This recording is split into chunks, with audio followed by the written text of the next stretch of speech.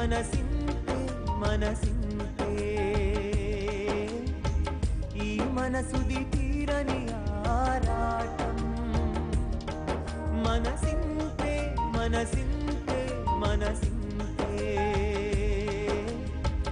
ఈ మనసుది తీరని ఆరాటం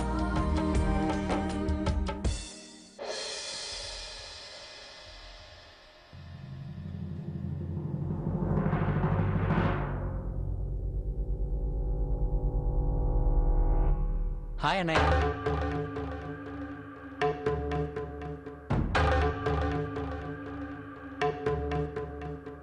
నువ్వు వచ్చి మంచి పని చేసావు. ఇక్కడ అరేంజ్మెంట్స్ ఎలా ఉన్నాయో అడిగి వెళ్దామని వచ్చానన్నయ్య.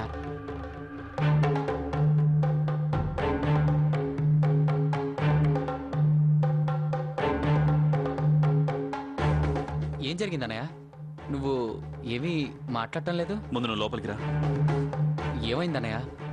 అరేంజ్మెంట్స్ సరిగా లేవా? నేనేమన్నానో నీకు వినపడలేదా? ముందు లోపలికి రా. అన్నయ్యకి ఏమైంది? చేసిన అరేంజ్మెంట్స్ లో ఏదో తేడా వచ్చినట్టుంది.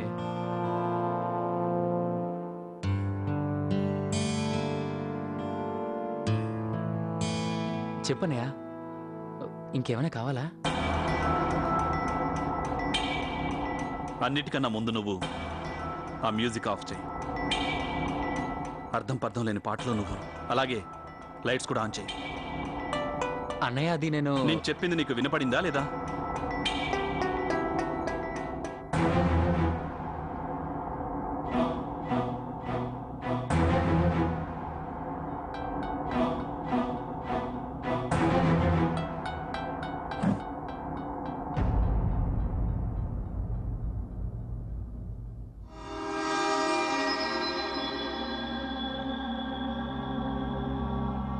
ఏంటవి?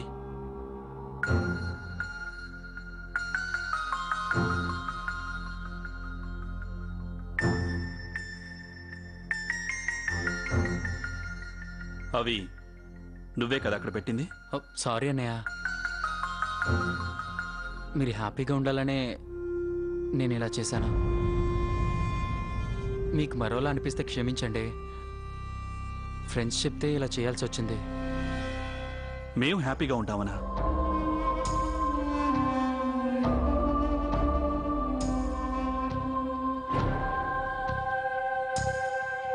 పెళ్లి చేసుకునేది కేవలం ఇందుకేనా?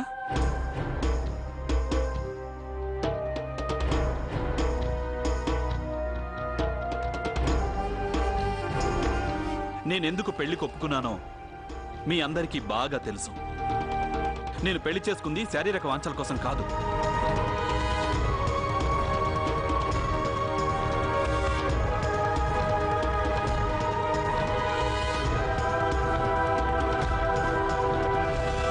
నేను ఈ పెళ్లికి సిద్ధపడింది కేవలం నీకోసమే. ఎందుకంటే నువ్వు ప్రమాణం చేశావు, నేను పెళ్లి చేసుకునేంత వరకు నువ్వు పెళ్లి చేసుకోవాలి. జీవితాంతం నువ్వు ఒంటరిగా ఉండకూడదని నేను పునర్వివాహానికి ఒప్పుకున్నాను.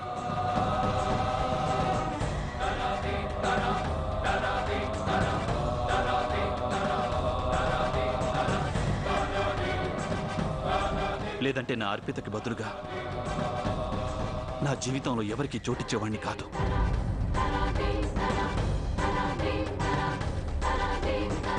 నా అర్పిత నేనెప్పటికీ మర్చిపోలేను.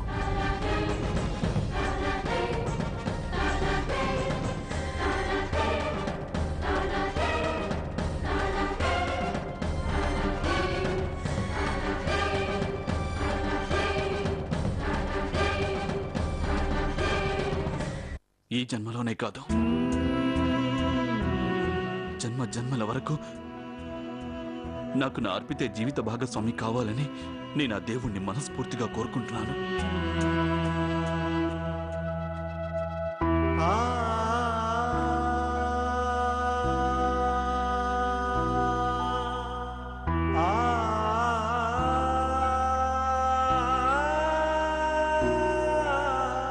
ఈ పెళ్లికి ఇంకో ముఖ్యమైన కారణం నా పిల్లలు. నా పిల్లలు పావని పల్లవీలు. ఇప్పుడంటే నేను వాళ్ళని చూసుకోగలను, కానీ వాళ్ళు పెరిగి పెద్దయ్యాక వాళ్ళకి తండ్రి కంటే ఎక్కువ తల్లి అవసరం ఉంటుంది. నేను ఈ పెళ్లి నాకు భార్య దొరుకుతుందని మాత్రం చేసుకోలేదు. నా ఇద్దరు పిల్లలకి అమ్మ ప్రేమ దొరుకుతుందని చేసుకున్నాను.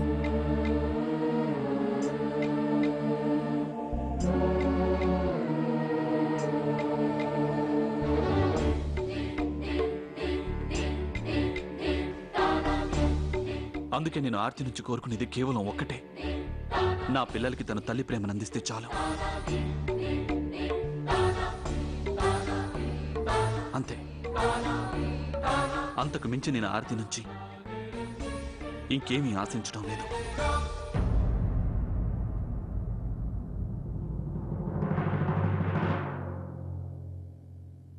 సారీ అన్నయ్య, ఈరోజు కూడా నేను నీ ఫీలింగ్స్ని హర్ట్ చేశాను. ప్లీజ్ దయచేసి నన్ను క్షమించన్నయ్య.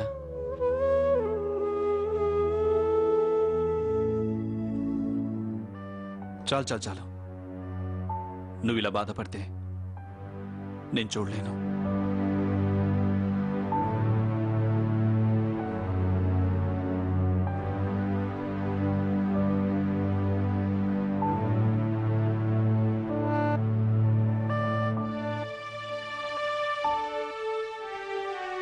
ఇంకా ఇక్కడే నిలబడి నా మొహం చూస్తావేంటి? తొందరగా వెళ్ళు. ఒక్క నిమిషం, నీతో ఒకటి చెప్పాలి. I'm sorry. ఇలాంటి సమయంలో నేను నీతో అలా మాట్లాడకుండా ఉండాల్సింది. లేదన్నయ్య, అసలు సారీ చెప్పాల్సింది నేనే. నువ్వు పెద్దవాడివి కాబట్టి నన్ను ఏమైనా అనొచ్చు, నీకు ఆ హక్కు ఉంది. అలానే మీకు కూడా సారీ చెప్తున్నాను వదినా.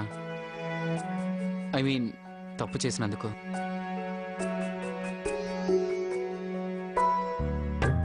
దయచేసి మీరు నన్ను క్షమించండి.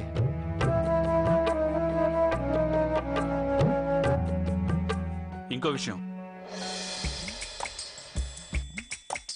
నువ్వు ఇంకేమీ అరేంజ్మెంట్స్ చేయలేదు కదా? లేదన్నయ్య, ఇంకేమీ లేవు. నువ్వు ఆల్రెడీ వాటిని పడేసావు. అలాగే మ్యూజిక్ని టైమర్లో ఉంచానా, లైట్స్ మెయిన్ స్విచ్ ఆఫ్ చేశానా. ఇవన్నీ చేసిందైతే నేనే అన్నయ్య. ఇంకెవరైనా ఏమైనా చేసుంటారేమో నాకు తెలీదు. అన్నట్టు అన్నయ్య, మ్యూజిక్ ప్లస్ లైటింగ్ టైమింగ్ కరెక్ట్గా సరిపోయిందా? రేయ్, పెళ్ళైనా నీకింక పిల్ల చేష్టలు పోలేదు. సరే, ఇక వెళ్ళు. సరే, బాయ్.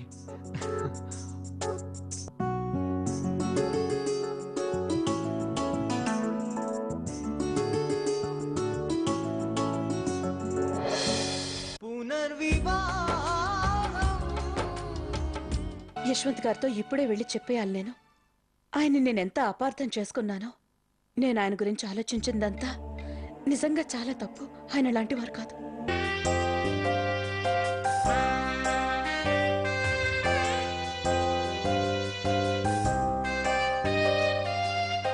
ఆ కవర్ ఏంటి?